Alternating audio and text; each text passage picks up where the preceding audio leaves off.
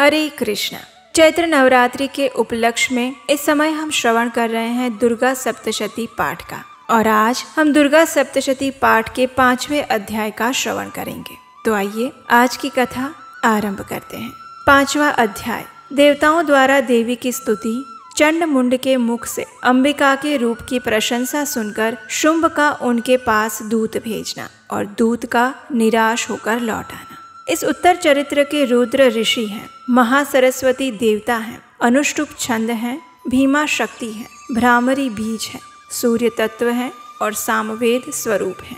महासरस्वती की प्रसन्नता के लिए उत्तर चरित्र के पाठ में इसका विनियोग किया जाता है। आइए अब देवी का ध्यान करते हैं। जो अपने कर कमलों में घंटा, शूल, हल, शंख, मूसल, चक्र, धनुष और बाण धारण करती हैं। शरद ऋतु के शोभा संपन्न चंद्रमा के समान जिनकी मनोहर कांति है, जो तीनों लोकों की आधारभूता और शुंभ आदि दैत्यों का नाश करने वाली हैं, तथा गौरी के शरीर से जिनका प्राकट्य हुआ है, उन महासरस्वती देवी का मैं निरंतर भजन करती हूँ। आइए अब आज के 5वें अध्याय की कथा का श्रवण करते हैं।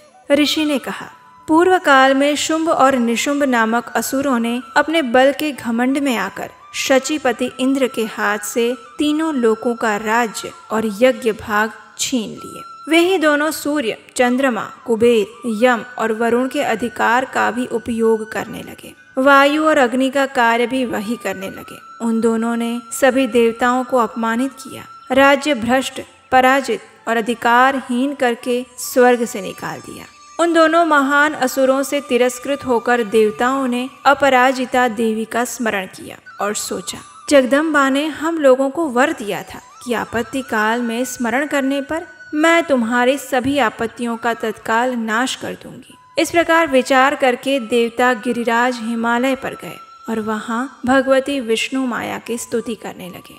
देवताओं ने स्तुति करते हुए कहा, देवी को नमस्कार है, महादेवी शिवा को सर्वदा नमस्कार है, प्रकृति एवं भद्रा को प्रणाम है। हम लोग नियम पूर्वक जगदम्बा को नमस्कार करते हैं, रौद्रा को नमस्कार है, नित्या गौरी एवं धात्री को बारंबार नमस्कार है, ज्योत्स्नामयी चंद्र रूपिणी और सुख स्वरूपा देवी को सतत प्रणाम है, शरणागतों का कल्याण करने वाली वृद्धि एवं सिद्धि रूपा देवी को हम बारंबार नमस्कार करते हैं। नैऋति राजाओं की लक्ष्मी तथा शर्वाणी स्वरूपा आप जगदम्बा को बार बार नमस्कार है। दुर्गा, दुर्गपारा, सारा, सर्वकारिणी, ख्याति, कृष्णा, धूम्रा देवी को सर्वदा नमस्कार है। अत्यंत सौम्य तथा अत्यंत रौद्र रूपा देवी को नमस्कार करते हैं, उन्हें हमारा बारंबार प्रणाम है। जगत की आधारभूता कृति देवी को नमस्कार है। जो देवी सभी प्राणियों में विष्णु माया के नाम से कही जाती हैं, उनको नमस्कार,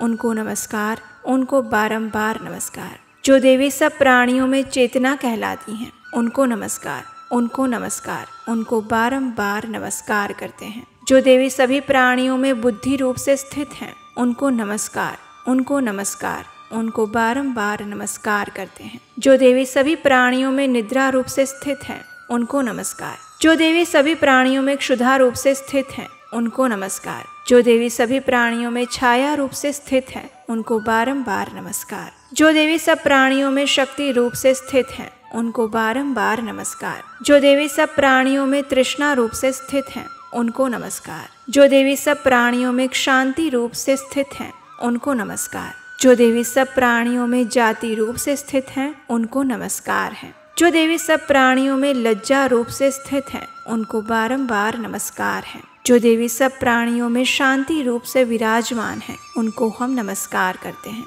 जो देवी सभी प्राणियों में श्रद्धा रूप से स्थित हैं, उनको हम नमस्कार करते हैं। जो देवी सब प्राणियों में कांति रूप से स्थित हैं, उनको नमस्कार करते हैं। जो देवी सब प्राणियों में लक्ष्मी रूप से विराजमान है, उनको नमस्कार। जो देवी सब प्राणियों में वृत्ति रूप से स्थित हैं, उनको नमस्कार। जो देवी सब प्राणियों में स्मृति रूप से स्थित हैं, उनको नमस्कार। जो देवी सब प्राणियों में दया रूप से स्थित हैं, उनको नमस्कार। जो देवी सब प्राणियों में तुष्टि रूप से स्थित हैं, उनको बारंबार नमस्कार करते हैं। जो देवी सब प्राणियों में माता रूप से स्थित हैं, उनको नमस्कार। जो देवी सब प्राणियों में भ्रांति रूप से स्थित हैं, उनको नमस्कार। जो जीवों के इंद्रिय वर्ग की अधिष्ठात्री देवी एवं सब प्राणियों में सदा व्याप्त रहने वाली हैं, उन व्याप्ति देवी को बारंबार नमस्कार है। जो देवी चैतन्य रूप से इस संपूर्ण जगत को व्याप्त करके स्थित रहती हैं, उनको नमस्कार है। पूर्व काल में अपने अभिष्ट की प्राप्ति होने से देवताओं ने जिनकी स्तुति की और देवराज इंद्र ने बहुत दिनों तक जिनका सेवन किया, वो कल्याण की साधन भूता ईश्वरी हमारा कल्याण और मंगल करें और सभी आपत्तियों का नाश करें। उद्दंड दैत्यों से सताए हुए हम सभी देवता जिन परमेश्वरी को इस समय नमस्कार करते हैं और जो भक्ति से विनम्र पुरुषों द्वारा स्मरण की जाने पर तत्काल ही संपूर्ण विपत्तियों का नाश करती हैं, वे जगदम्बा कृपया हमारा संकट दूर करें। ऋषि ने कहा, हे राजन, इस प्रकार जब देवतागण स्तुति कर रहे थे, उस समय पार्वती देवी गंगा जी के जल में स्नान करने के लिए वहां आई थी। उन सुंदर भौहों वाली भगवती ने देवताओं से पूछा, आप लोग यहाँ किसकी स्तुति कर रहे हैं? तब उन्हीं के शरीर कोश से प्रकट हुई शिवा देवी बोली, शुंभ दैत्य से तिरस्कृत और युद्ध में निशुंभ से पराजित होकर यहाँ एकत्रित हुए ये समस्त देवता ये मेरी ही स्तुति कर रहे हैं। पार्वती जी के शरीर कोश से अंबिका का प्रादुर्भाव हुआ था, इसलिए वे समस्त लोकों में कौशिकी कही जाती हैं। कौशिकी के प्रकट होने के बाद पार्वती देवी का शरीर काले रंग का हो गया, इसलिए वे हिमालय पर रहने वाली कालिका देवी के नाम से विख्यात हुई। उसके बाद शुंभ निशुंभ के भृत्य चंड मुंड वहां आए और उन्होंने परम मनोहर रूप धारण करने वाली अंबिका देवी को देखा। फिर वे शुंभ के पास जाकर बोले, महाराज, एक अत्यंत मनोहर स्त्री है जो अपनी दिव्य कांति से हिमालय को प्रकाशित कर रही है। ऐसा उत्तम रूप कहीं किसी ने नहीं देखा होगा। हे असुरेश्वर, जरा पता लगाइए वो देवी कौन है और उसे ले लीजिए। स्त्रियों में तो वो रत्न है, उसका प्रत्येक अंग बहुत सुंदर है। वे अपने श्री अंगों की प्रभा से संपूर्ण दिशाओं में प्रकाश फैला रही है। हे दैत्यराज, अभी वो हिमालय पर ही उपस्थित है, आप उसे देख सकते हैं। तीनों लोकों में मणि, हाथी और घोड़े आदि जितने भी रत्न हैं, वे सब इस समय आपके घर में शोभा पाते हैं। हाथियों में रत्न समान ऐरावत, ये पारिजात का वृक्ष और ये उच्चैश्रवा घोड़ा, ये सब आपने इंद्र से छीन लिए हैं। हंसों से जुता हुआ ये विमान भी आपके ही आंगन में शोभा पा रहा है। ये रत्नभूत अद्भुत विमान जो पहले ब्रह्मा जी के पास था, वो अब आपके पास लाया गया है। ये महापद्म नामक निधि आपने कुबेर से छीना है। समुद्र ने भी आपको किंजलकिनी नाम की माला भेंट की है, जो केसरों से सुशोभित है और जिसके कमल कभी मुरझाते नहीं। सुवर्ण की वर्षा करने वाला वरुण का छत्र भी आपके घर में है और श्रेष्ठ रथ जो पहले प्रजापति का था, अब आपके पास उपस्थित है। हे दैत्येश्वर, मृत्यु की उत्क्रांतिदा नाम वाली शक्ति भी आपने छीन ली है और वरुण का पाश और समुद्र में होने वाले हर प्रकार के रत्न आपके भाई निशुंभ के अधिकार में हैं। अग्नि ने स्वतः शुद्ध किए हुए 2 वस्त्र भी आपकी सेवा में अर्पित कर दिए हैं। हे दैत्यराज, इस प्रकार हर प्रकार के रत्न आपने एकत्रित कर लिए हैं। तो फिर जो ये स्त्रियों में रत्न रूप कल्याणमयी देवी हैं, इसे आप क्यों नहीं ले लेते? क्यों उसे अपने अधिकार में नहीं कर लेते? चंड मुंड का ये वचन सुनकर शुंभ ने महादैत्य सुग्रीव को दूत बनाकर देवी के पास भेजा और कहा, तुम मेरी आज्ञा से उसके सामने ये बातें कहना और ऐसा उपाय करना जिससे वो प्रसन्न होकर शीघ्र ही यहाँ आ जाए। वह दूत पर्वत के अत्यंत रमणीय प्रदेश में जहाँ देवी उपस्थित थी वहां गया और मधुर वाणी में कोमल वचन कहने लगा। दूत ने देवी से कहा, हे देवी, दैत्यराज शुंभ इस समय तीनों लोकों के परमेश्वर है। मैं उन्हीं का भेजा हुआ दूत हूँ और यहाँ तुम्हारे पास आया हूँ। उनकी आज्ञा सदा सभी देवता एक स्वर से मानते हैं, कोई उसका उल्लंघन नहीं कर सकता। वे संपूर्ण देवताओं को परास्त कर चुके हैं। उन्होंने तुम्हारे लिए जो संदेश दिया है, अब उसे सुनो। हे देवी, संपूर्ण त्रिलोकी मेरे अधिकार में है। देवता भी मेरी आज्ञा के अधीन चलते हैं। संपूर्ण यज्ञों के भागों को मैं ही पृथक पृथक भोगता हूँ। तीनों लोकों में जितने श्रेष्ठ रत्न हैं, वे सब मेरे अधिकार में हैं। देवराज इंद्र का वाहन ऐरावत, जो हाथियों में रत्न के समान है, मैंने छीन लिया है। क्षीर सागर का मंथन करने से जो अश्वरत्न उच्चैश्रवा प्रकट हुआ था, उसे देवताओं ने मेरे पैरों पर पड़कर समर्पित किया है। हे सुंदरी, उनके सिवा और भी जितने रत्नभूत पदार्थ देवताओं, गंधर्वों और नागों के पास थे, वे सब मेरे पास आ चुके हैं। हे देवी, हम लोग तुम्हें संसार की स्त्रियों में रत्न मानते हैं, इसलिए तुम हमारे पास आ जाओ क्योंकि रत्नों का उपभोग करने वाले हम ही हैं। चंचल कटाक्षों वाली हे सुंदरी, तुम मेरी या फिर मेरे भाई महापराक्रमी निशुंभ की सेवा में आ जाओ, क्योंकि तुम रत्न स्वरूपा हो। मेरा वरण करने से तुम्हें तुलना रहित महान ऐश्वर्य की प्राप्ति होगी। अपनी बुद्धि से ये विचार करो और तुम मेरी पत्नी बन जाओ। दूत के इस प्रकार कहने पर कल्याणमयी भगवती दुर्गा देवी, जो इस जगत को धारण करती हैं, वो मन ही मन गंभीर भाव से मुस्कुराई और इस प्रकार कहने लगी। देवी ने कहा, हे दूत, तुमने सत्य कहा, इसमें तनिक भी संशय नहीं है। शुंभ तीनों लोकों का स्वामी है और निशुंभ भी उसी के समान पराक्रमी है, किंतु इस विषय में मैंने जो प्रतिज्ञा कर ली है उसे मिथ्या कैसे करूं? मैंने अपनी अल्प बुद्धि के कारण पहले से ही जो प्रतिज्ञा कर रखी है, अब उसे सुनो। जो भी मनुष्य पुरुष मुझे संग्राम में जीत लेगा, जो मेरे अभिमान को चूर्ण कर देगा और संसार में जो मेरे ही समान बलवान होगा, वही मेरा स्वामी होगा। इसलिए शुंभ अथवा महादैत्य निशुंभ स्वयं ही यहाँ पधारे और मुझे जीत कर शीघ्र ही मेरा पाणी ग्रहण कर ले। इसमें विलंब की क्या आवश्यकता है? देवी के ऐसे वचन सुनकर दूत ने कहा, हे देवी, तुम घमंड से भरी हुई हो, मेरे सामने ऐसी बातें मत करो। तीनों लोकों में कौन ऐसा पुरुष है जो शुंभ निशुंभ के सामने खड़ा भी हो सके? हे देवी, अन्य दैत्यों के सामने भी सारे देवता युद्ध में नहीं ठहर सकते, फिर तुम अकेली स्त्री होकर कैसे रह सकती हो? जिन शुंभ आदि दैत्यों के सामने इंद्र आदि सभी देवता भी युद्ध में खड़े नहीं हुए, उनके सामने तुम स्त्री होकर कैसे जाओगी? इसलिए तुम मेरे ही कहने से शुंभ निशुंभ के पास चली जाओ। ऐसा करने से तुम्हारी गौरव की रक्षा होगी, अन्यथा जब वे केश पकड़कर घसीटेंगे तब तुम्हें अपनी प्रतिष्ठा खोकर जाना ही पड़ेगा।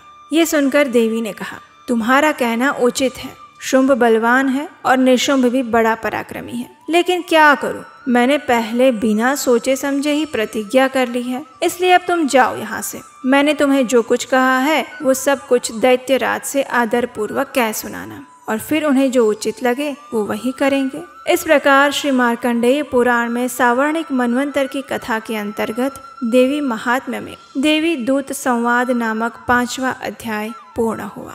अब हम दुर्गा सप्तशती पाठ के 6ठे अध्याय का श्रवण करते हैं। देवी दुर्गा का ध्यान करते हुए इस प्रकार कहिए, मैं सर्वगेश्वर भैरव के अंक में निवास करने वाली परम उत्कृष्ट पद्मावती देवी का चिंतन करती हूँ। वे नागराज के आसन पर बैठी हुई है। नागों के फणों में सुशोभित होने वाली मणियों की विशाल माला से उनकी देह लता सुशोभित है। सूर्य के समान उनका तेज है। 3 नेत्र उनकी शोभा बढ़ा रहे हैं। वे हाथों में माला, कुंभ, कपाल और कमल लिए हैं और उनके मस्तक में अर्धचंद्र का मुकुट सुशोभित है। कथा का आरंभ करते हुए ऋषि ने कहा, देवी का ये कथन सुनकर दूत को बड़ा आश्चर्य हुआ और उसने दैत्यराज के पास जाकर सभी समाचार विस्तार पूर्वक कह सुनाया। दूत के उस वचन को सुनकर दैत्यराज क्रोधित हो गया। दैत्य सेनापति धूम्रलोचन से बोला, धूम्रलोचन, तुम शीघ्र अपनी सेना साथ लेकर जाओ और उस दुष्टा के केश पकड़कर घसीटते हुए उसे बलपूर्वक यहाँ ले आओ। उसकी रक्षा करने के लिए अगर कोई दूसरा उपस्थित हो तो वो देवता, यक्ष अथवा गंधर्व ही क्यों न हो, उसे भी अवश्य मार डालना। शुंभ के इस प्रकार आज्ञा देने पर धूम्रलोचन दैत्य 60,000 असुरों की सेना को साथ लेकर वहां से तुरंत चल पड़ा। वहां पहुंचकर उसने हिमालय पर रहने वाली देवी को देखा और ललकारते हुए कहा, अरियो, तू शुंभ निशुंभ के पास चल। यदि इस समय प्रसन्नता पूर्वक मेरे स्वामी के समीप नहीं चलेगी तो मैं बल पूर्वक तेरे केश पकड़कर घसीटते हुए तुझे यहाँ से ले जाऊंगा। ये सुनकर देवी ने कहा, तुम्हें दैत्यों के राजा ने भेजा है। तुम स्वयं भी बलवान हो और तुम्हारे साथ विशाल सेना भी है। ऐसी दशा में अगर मुझे बल पूर्वक ले चलोगे तो मैं तुम्हारा क्या कर सकती हूँ। देवी के इस प्रकार कहने पर असुर धूम्रलोचन उनकी ओर दौड़ पड़ा और तब अंबिका ने हूँ शब्द के उच्चारण मात्र से उसे भस्म कर दिया। फिर तो क्रोध में भरी हुई दैत्यों की विशाल सेना और अंबिका ने एक दूसरे पर तीखे सहायकों, बाणों, शक्तियों और फरसों की वर्षा आरंभ कर दी। इतने में देवी का वाहन सिंह क्रोध में आकर भयंकर गर्जना करते हुए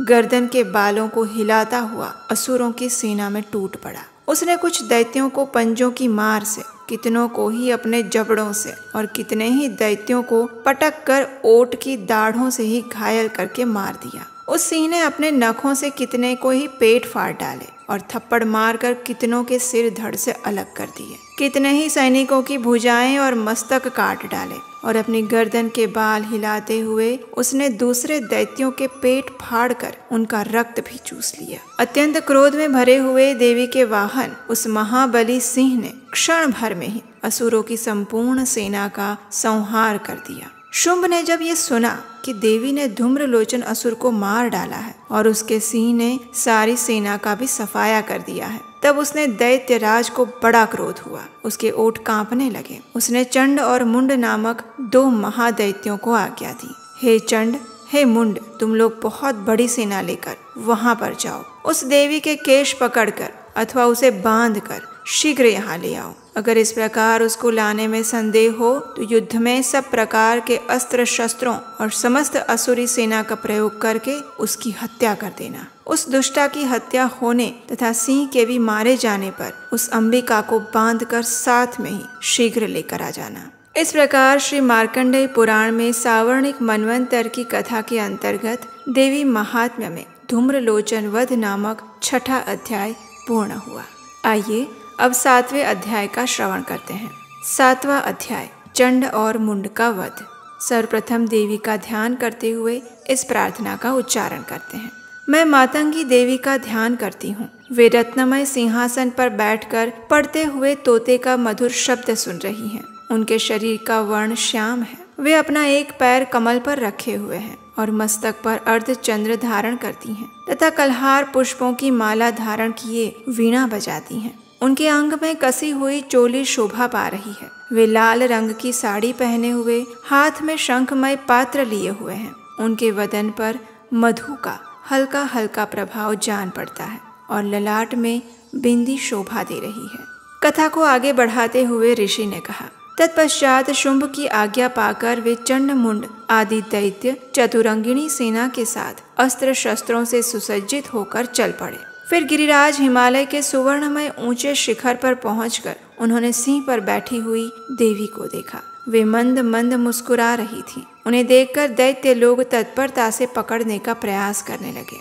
किसी ने धनुष तान लिया, किसी ने तलवार संभाली और कुछ लोग देवी के पास आकर खड़े हो गए। तब अंबिका ने उन शत्रुओं के प्रति बड़ा क्रोध किया। उस समय क्रोध के कारण उनका मुख काला पड़ गया, ललाट में भौहें टेढ़ी हो गई और वहां से तुरंत ही विकराल मुखी काली प्रकट हुई, जो तलवार और पाश लिए थी। वे विचित्र खटवांग धारण किए और चिते के चर्म की साड़ी पहने नर मुंडों की माला से विभूषित थी। उनके शरीर का मांस सूख गया था, केवल हड्डियों का ढांचा था, जिसे वे अत्यंत भयंकर जान पड़ती थी। उनका मुख बहुत विशाल था।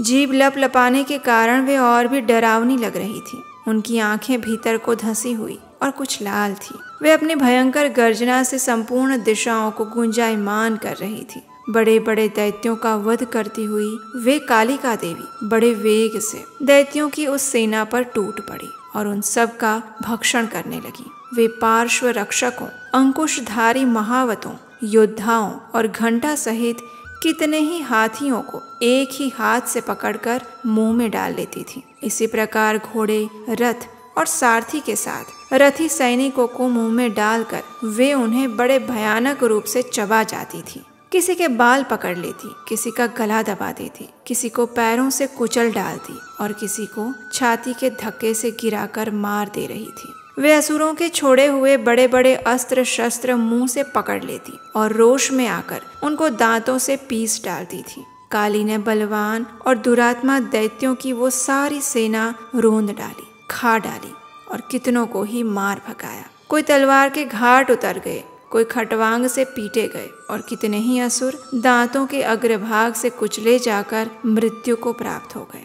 इस प्रकार देवी ने असुरों की उस सारी सेना को क्षण भर में ही मार गिराया। ये देखकर चंड उन अत्यंत भयानक काली देवी की ओर दौड़ पड़ा। महादैत्य मुंड ने भी अत्यंत भयंकर बाणों की वर्षा से और हजारों बार चलाए हुए चक्रों से उन भयानक नेत्रों वाली देवी को आच्छादित कर दिया। वे अनेकों चक्र देवी के मुख में समाते हुए ऐसे लग रहे थे जैसे सूर्य के बहुत सारे मंडल बादलों के उदर में प्रवेश कर रहे हो। तब भयंकर गर्जना करने वाली काली ने अत्यंत रोष में आकर विकट अट्टहास्य किया उस समय उनके विकराल वदन के भीतर कठिनता से देखे जा सकने वाले दांतों की प्रभा से वे अत्यंत उज्जवल दिखाई देती थी। देवी ने बहुत बड़ी तलवार हाथ में लेकर हम का उच्चारण करके चंड पर धावा बोल दिया।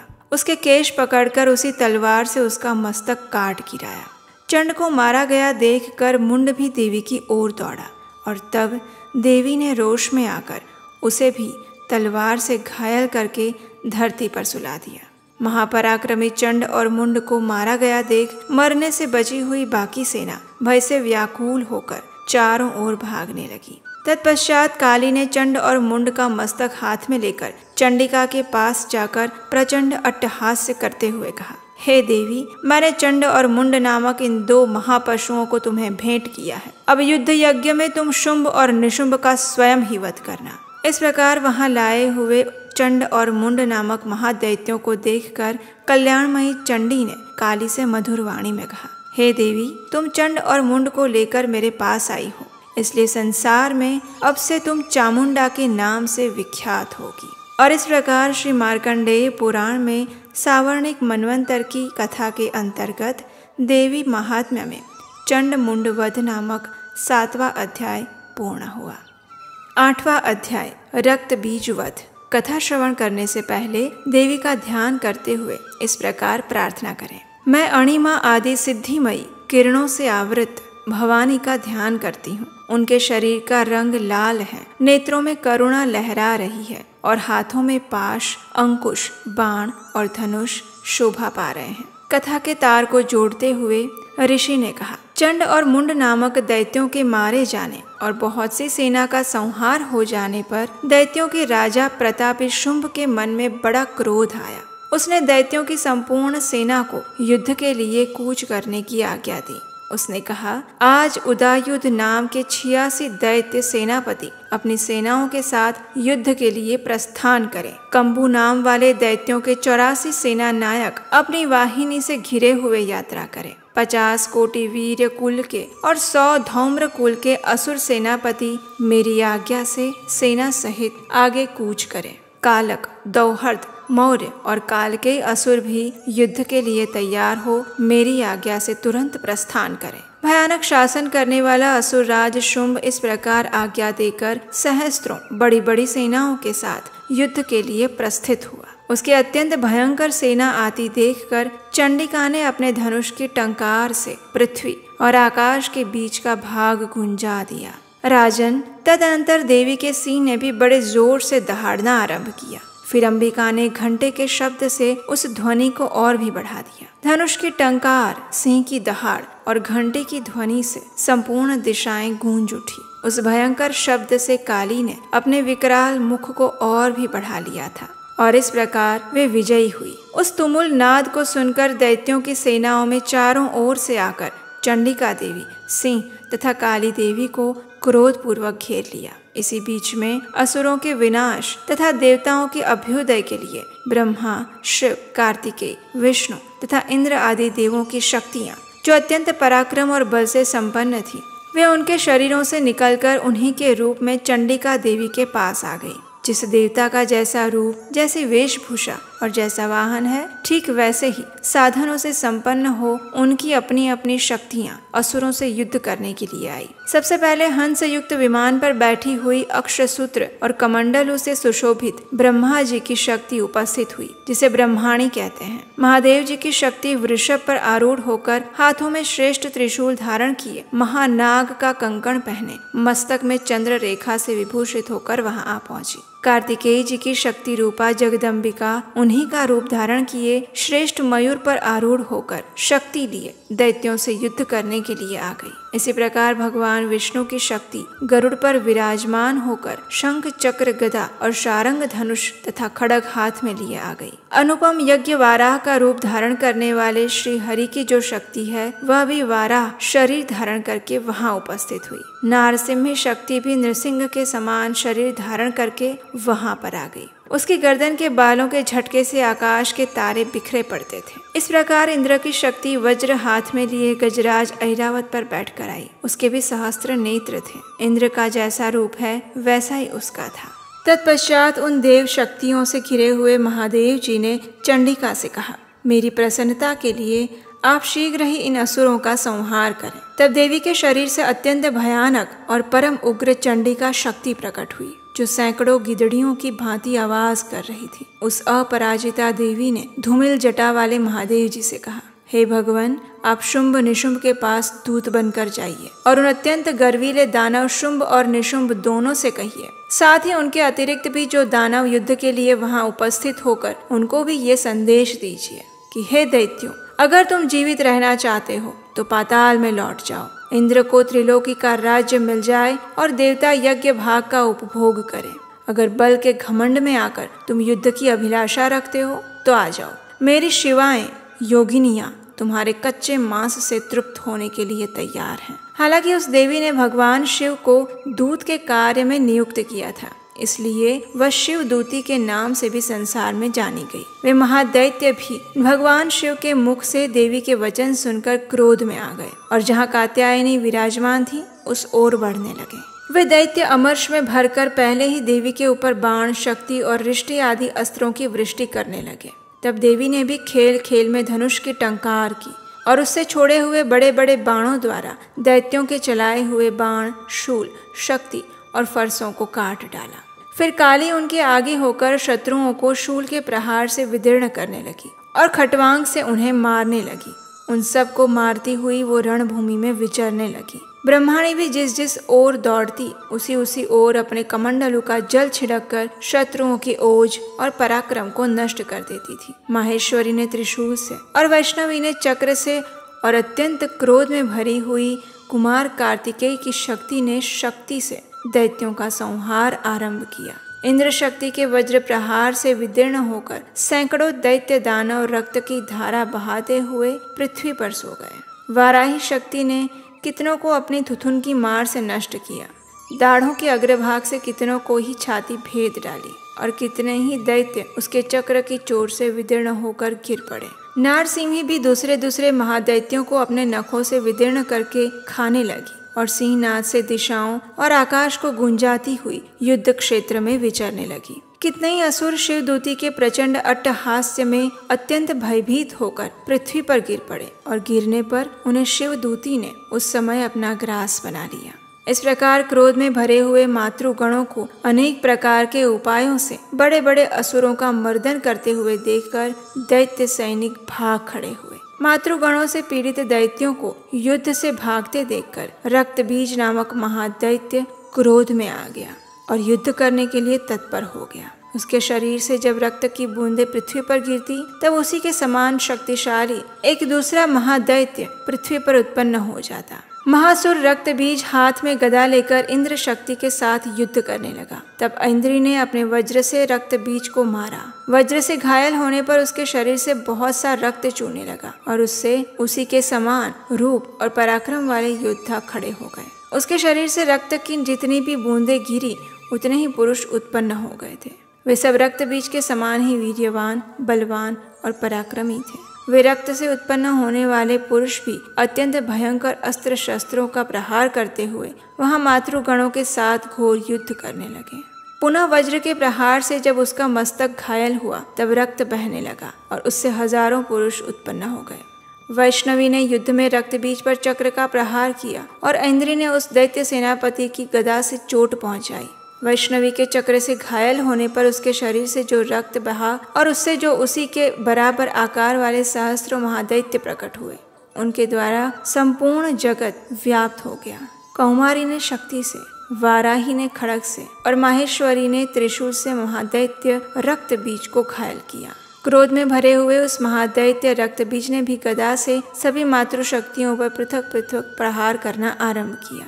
शक्ति और शूल आदि से अनेक बार घायल होने पर जो उसके शरीर से रक्त की धारा पृथ्वी पर गिरी उससे भी निश्चय ही सैकड़ों असुर उत्पन्न हो गए। इस प्रकार उस महादैत्य के रक्त से प्रकट हुए असुरों द्वारा संपूर्ण जगत व्याप्त हो गया। इससे उन देवताओं को बड़ा भय हुआ। देवताओं को उदास देखकर चंडिका ने काली से शीघ्रता पूर्वक कहा, हे चामुंडे, तुम अपना मुख और भी फैलाओ और मेरे शस्त्र पात से गिरने वाले रक्त बिंदुओं और उनसे उत्पन्न होने वाले महादैत्यों की तुम अपने इस उतावले मुख से खा लो। इस प्रकार रक्त से उत्पन्न होने वाले महादैत्यों का भक्षण करती हुई तुम रण में विचरण करती रहो। ऐसा करने से उस दैत्य का सारा रक्त क्षीण हो जाएगा और वो स्वयं भी नष्ट हो जाएगा। उन भयंकर दैत्यों को जब तुम खा जाओगी तब दूसरे नए दैत्य उत्पन्न नहीं हो पाएंगे। काली से यूँ कहकर चंडिका देवी ने शूल से रक्त बीज को मारा और काली ने अपने मुख में उसका रक्त ले लिया। तब उसने वहां चंडिका पर गदा में प्रहार किया, लेकिन उस गदापात ने देवी को तनिक भी हिलाया नहीं और वेदना भी नहीं पहुंचाई। रक्त बीज के घायल शरीर से बहुत सा रक्त गिरा, लेकिन जो ही वो गिरा त्यों ही चामुंडा ने उसे अपने मुख में ले लिया। रक्त गिरने से काली के मुख में जो महादैत्य उत्पन्न हुए उन्हें भी वो चट कर गई और उसने रक्त बीज का रक्त भी पी लिया। तत्पश्चात देवी ने रक्त बीज को, जिसका रक्त चामुंडा ने पी लिया था, वज्र, बाण, खड्ग, सृष्टि आदि से मार डाला। हे राजन, इस प्रकार शास्त्रों के समुदाय से आहत और रक्तहीन हुआ महादैत्य रक्त बीज पृथ्वी पर गिर पड़ा। हे नरेश्वर, इससे देवताओं को अनुपम हर्ष की प्राप्ति हुई और मातृगण उन असुरों के रक्तपान के मद से उद्धत सा होकर नृत्य करने लगे। इस प्रकार श्री मार्कंडेय पुराण में सावर्णिक मनवंतर की कथा के अंतर्गत देवी महात्म्य में रक्त बीज वध नामक 8वां अध्याय पूर्ण हुआ। तो ये थी आज की हमारी संपूर्ण कथा। हमें आशा है कि ये कथा आपको अच्छी लगी होगी। अगर ऐसा है तो इस वीडियो को लाइक कीजिए, शेयर कीजिए और आपके अपने चैनल उपदेशाष्टकम को सब्सक्राइब कीजिए।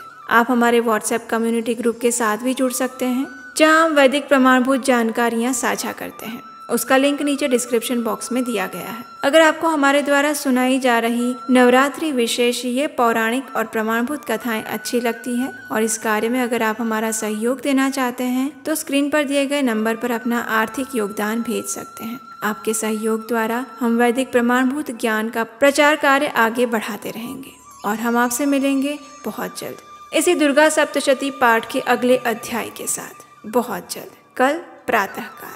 हरे कृष्णा।